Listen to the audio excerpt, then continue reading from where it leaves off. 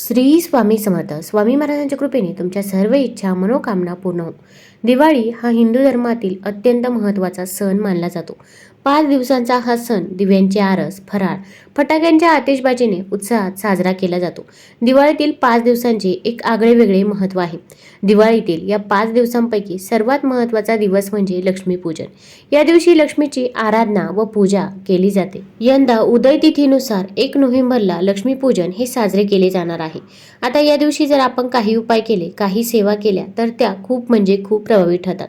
हा अत्यंत महत्त्वाचा दिवस आहे. या दिवशी आपण आपल्या घरामधील अलक्ष्मी ही बाहेर काढायची आहे.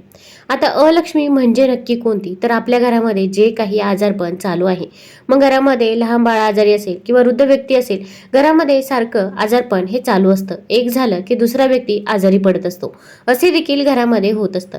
किंवा घरामध्ये इतरही अडचणी, अडथळे, संकटे असतात. घरामध्ये एखाद्या व्यक्तीने एखादं काम हाती घ्या, ते काम त्याच्याने काही केले तरी पूर्ण होत नाही, किंवा काम पूर्ण झालं तरी पण त्यामध्ये अनेक अडचणी, अडथळे येतात, तेव्हा कुठेतरी ते काम पूर्ण होते. किंवा घरामध्ये भांडण तंटे चालू असतात, वादविवाद चालू असतात, मुलांची पाहिजे तशी प्रगतीही होत नाही. मग मुलांना नजरबाधा झालेली असते, त्यांच्या मागे इडापिडा असते, असे देखील आपण म्हणत असतो. मग नजरबाधा नक्की कोणती? तर आपल्या इथे कोणी ना कोणी येत असतं, शेजारी असो किंवा नातेवाईक असो. प्रत्येकालाच आपल्याबद्दल, आपल्या मुलांबद्दल चांगले वाटते असे नाही. मग ती व्यक्ती आपल्या घरातून गेल्यावरती आपल्या घरामध्ये भांडणतंटे व्हायला लागतात, किंवा मुलांची पाहिजे तशी प्रगती ही होत नाही, प्रगती कुठेतरी खुंटत असते. मग त्या व्यक्तीचा नकारात्मक प्रभाव हा आपल्यावरती, आपल्या मुलांवरती, आपल्या पतीवरती पडत असतो. त्यामुळे या सर्व गोष्टी घडत असतात. किंवा पौर्णिमा, अमावस्या आली की मुले देखील आजारी पडतात. मग या सर्व गोष्टी आपल्याला घराबाहेर काढायच्या आहे. म्हणजेच आपण आपल्या घरामधील अलक्ष्मी, नकारात्मकता आपण या दिवशी घराबाहेर काढायची आहे. तर हा उपाय कसा करावा व या दिवशी कोणत्या सेवा कराव्यात, याबद्दलची सर्व माहिती आपण आज या व्हिडिओमधून जाणून घेणार आहोत.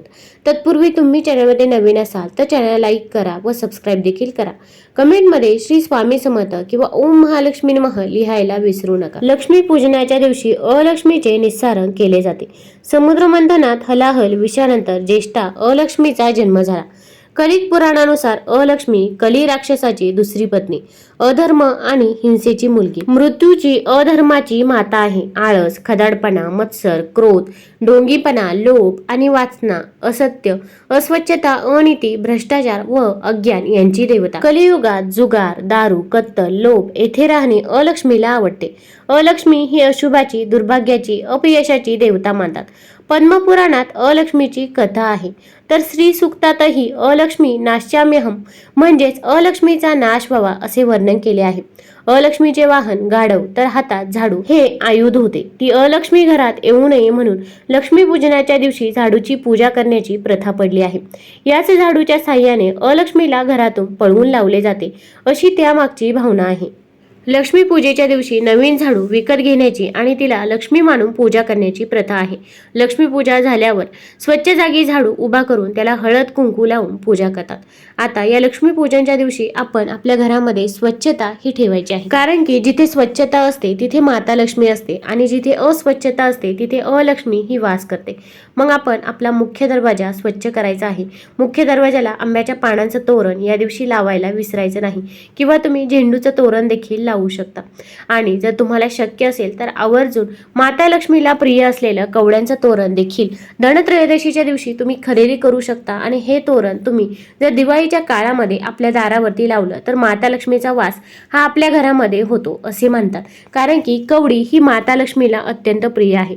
ज्या दारावरती कवड्यांचं तोरण असतं तिथे माता लक्ष्मी वास करते.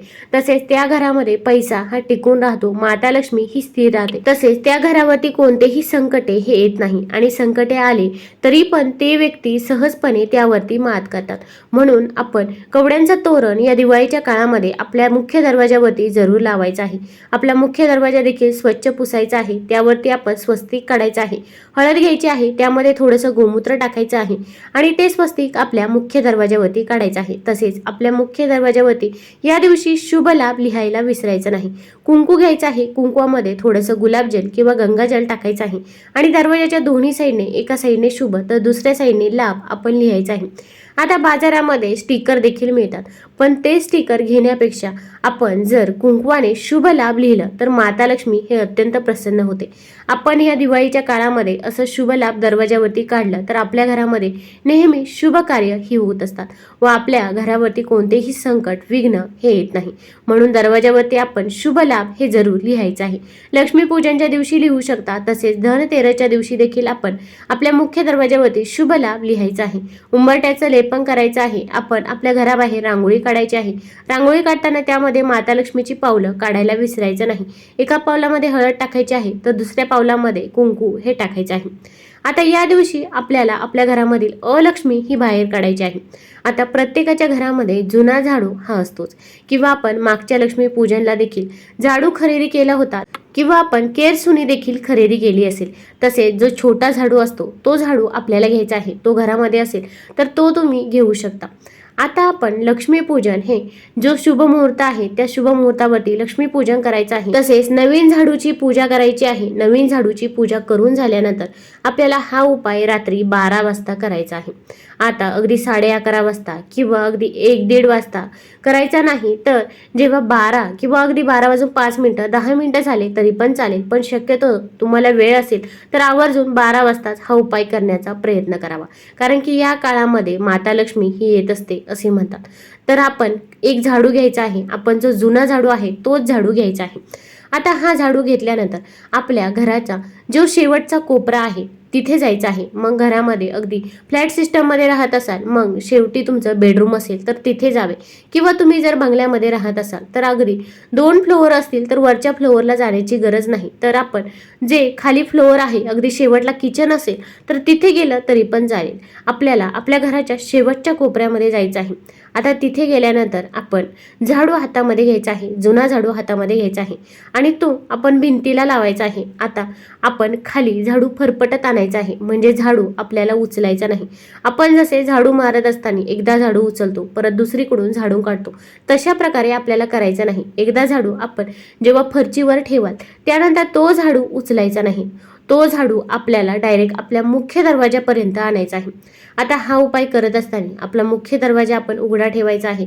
तसेच खिडक्या देखील उघड्या ठेवायच्या आहे, की ज्यामुळे आपल्या घरामध्ये जी काही अलक्ष्मी आहे, म्हणजेच इडापिडा आहे, मुलांचा आजारपण आहे, किंवा इतरही काही संकटे अडचणी असतील, नजरबाधा आहे, तर ती दूर होण्यासाठी आपण हा उपाय करायचा आहे. आपण तो झाडू डायरेक्ट आपल्या मुख्य दरवाजापर्यंत न्यायचा आहे. तसेच आपण मुख्य दरवाजाच्या बाहेर देखील हा झाडू तसाच न्यायचा आहे. त्यानंतर आपण बाहेर गेल्यानंतर, उंबरठ्याच्या बाहेर गेल्यानंतर हा झाडू आपण तिथे 3 वेळा आपटायचा आहे.